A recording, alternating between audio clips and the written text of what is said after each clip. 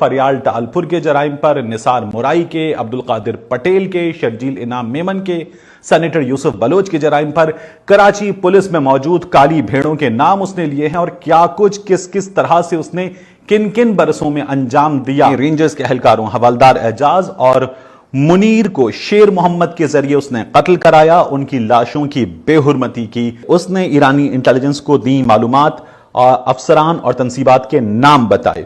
1 کروڑ ماہانہ کا بھتہ آصف علی زرداری کی ہمشیرہ فریال ٹالپور کو جاتا تھا۔ وہ یہ بھی کہتا ہے کہ اسے آصف علی زرداری اور پاکستان پیپلز پارٹی کے لوگوں سے انتقامی کارروائی کا خطرہ ہے، یہ لوگ اسے جان سے مار سکتے ہیں، اسے تحفظ دیا جائے۔ بسم اللہ الرحمن الرحیم، السلام علیکم۔ یوٹیوب چینل پر طارق متین آپ کو خوش آمدید کہتا ہے۔ سب سے پہلے آپ سے درخواست کہ اگر آپ چاہیں تو چینل کو سبسکرائب کریں تاکہ وہ چیزیں جو میں چاہتا ہوں آپ تک پہنچیں وہ آپ تک پہنچ سکیں۔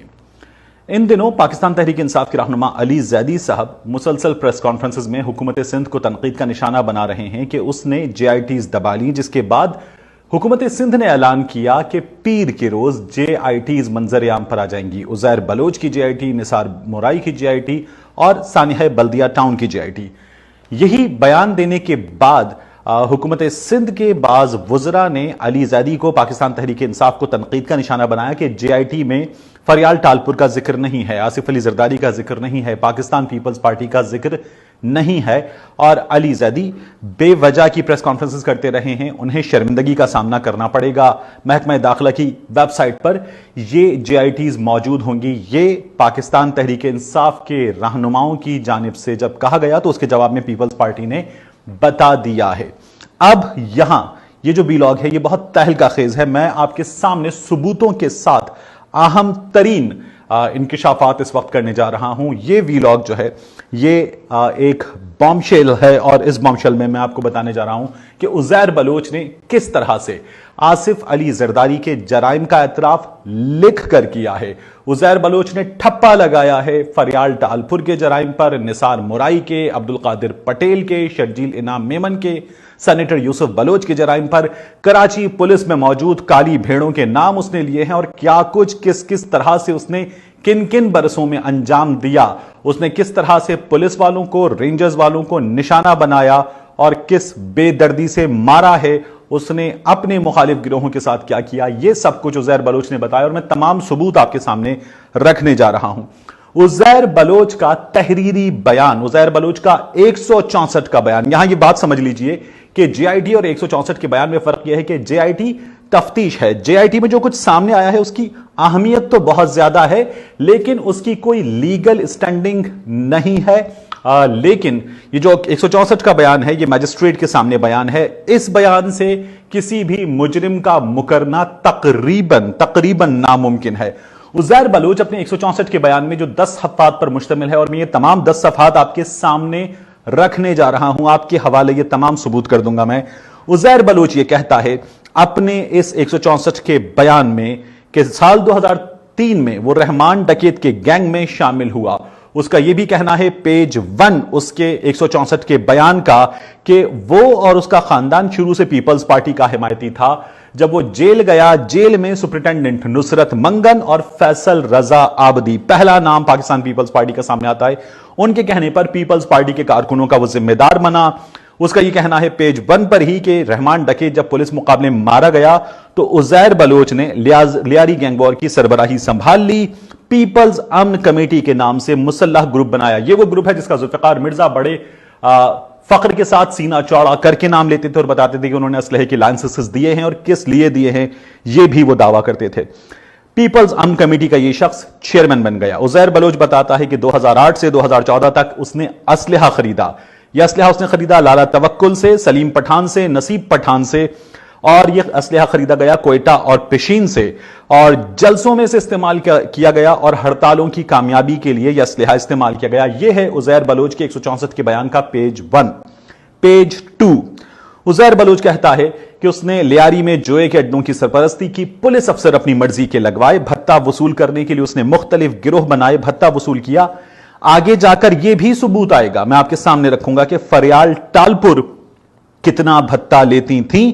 फिर उसने अपने साथियों के नाम बताए हैं पेज 2 पर कि कौन कौन उसके साथ शामिल था। सोहेल डाडा है इनमें, शाहिद, रेहान, एहसान, शिराज कॉमरेड, जब्बार, लंगड़ा वगैरह। पेज 2 पर ही उजैर बलोच बताता है कि इन कामों में इंस्पेक्टर यूसुफ बलोच, इंस्पेक्टर चांद खान, इंस्पेक्टर जावेद बलोच शामिल थे और जुल्फिकार मिर्जा, अब्दुल कादिर पटेल, सेनेटर यूसुफ बलोच के जरिए उसने इंस्पेक्टर इम्तियाज, इंस्पेक्टर बाबर, आबिद तनोली, इनकी तैनातियां भी करवाई। एक शख्स जो एक मुसल्लह गिरोह का सरबराह है, वो सियासतदानों से मिलकर पुलिस अफसरों की भी तैनातियां करवा रहा है और वो ये ठप्पा लगाकर मैजिस्ट्रेट को दे रहा है। पेज 3 पर वो बताता है कि बाबा लाडला वगैरह के साथ और दीगर साथियों के साथ मिलकर उसने जहांगीर लासी को मारा था। पेज 4 उसके इस एतराफी बयान का, इकबाली बयान का, वो ये कहता है कि पुलिस इंस्पेक्टर्स जावेद बलोच, चांद खान और अपने साथियों के साथ मिलकर उसने अरशद पप्पू और उसके भाई यासिर इरफान और साथी शेरा पठान को अगवा किया। इसके लिए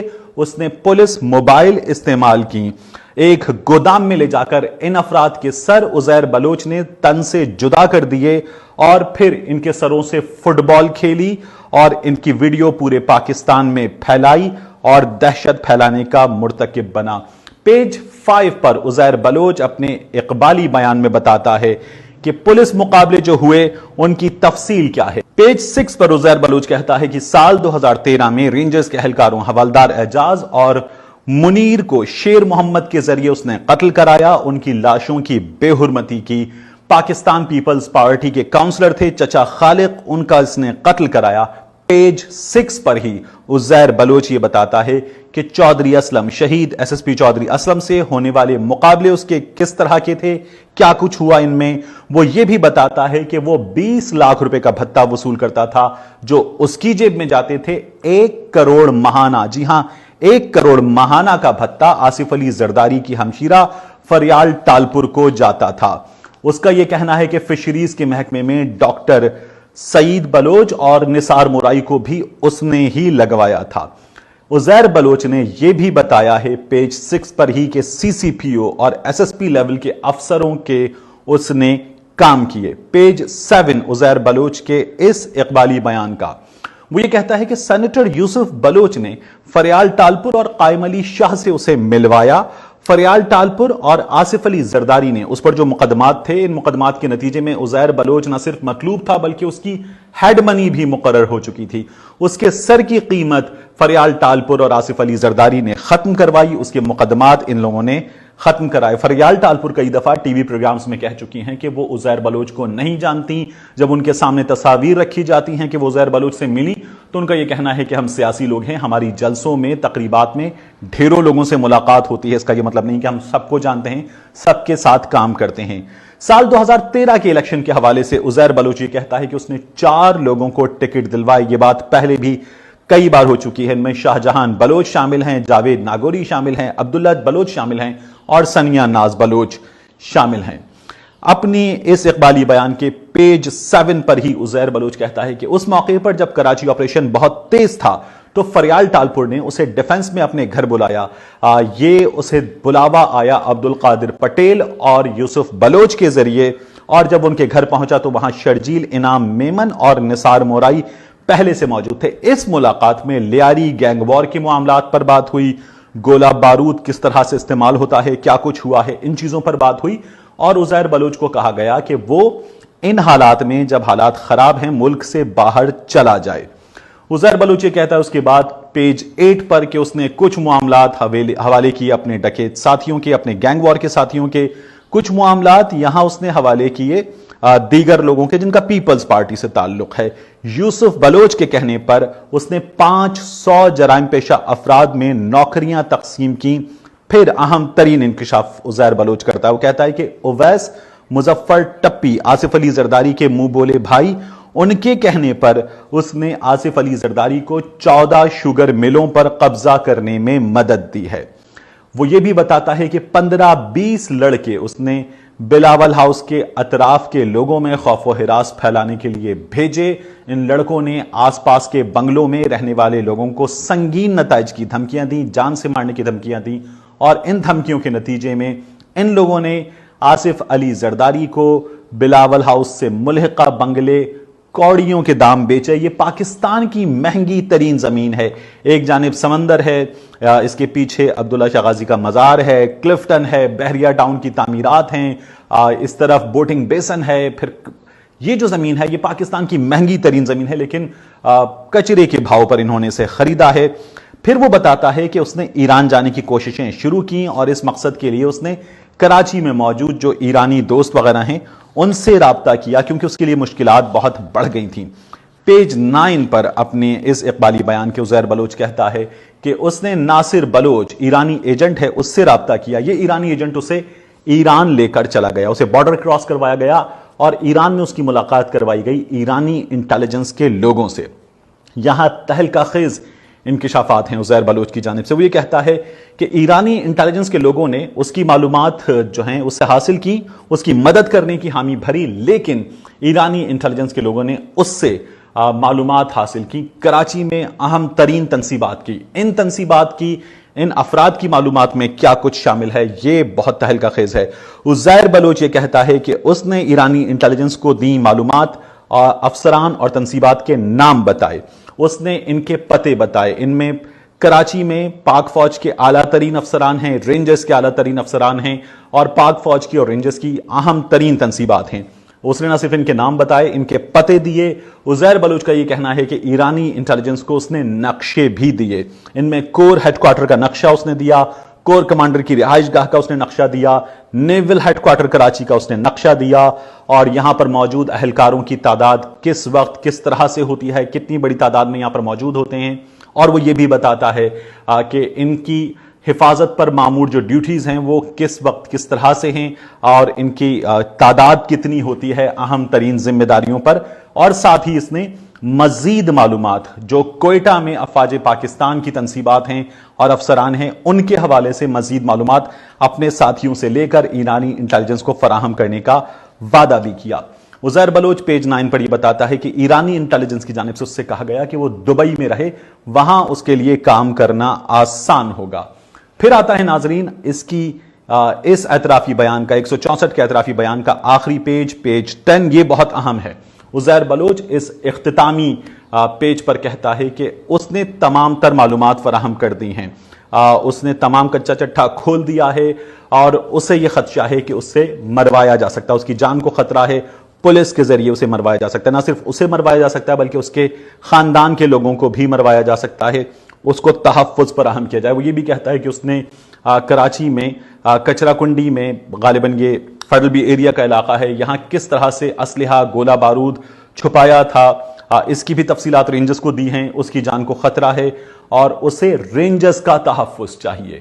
جن کی زندگیاں اس نے لی ہیں، جن کی لاشوں کی اس نے بے حرمتی کرنے کا اعتراف کیا ہے، ان رینجرز اہلکاروں کی عزیر بلوچ کے مطابق اسے تحویل میں حفاظت محسوس ہوتی ہے اور اسے ان کی ذمہ داری چاہیے، ان کی حفاظت چاہیے۔ وہ یہ بھی کہتا ہے کہ اسے آصف علی زرداری اور پاکستان پیپلز پارٹی کے لوگوں سے انتقامی کارروائی کا خطرہ ہے، یہ لوگ اسے جان سے مار سکتے ہیں، اسے تحفظ دیا جائے۔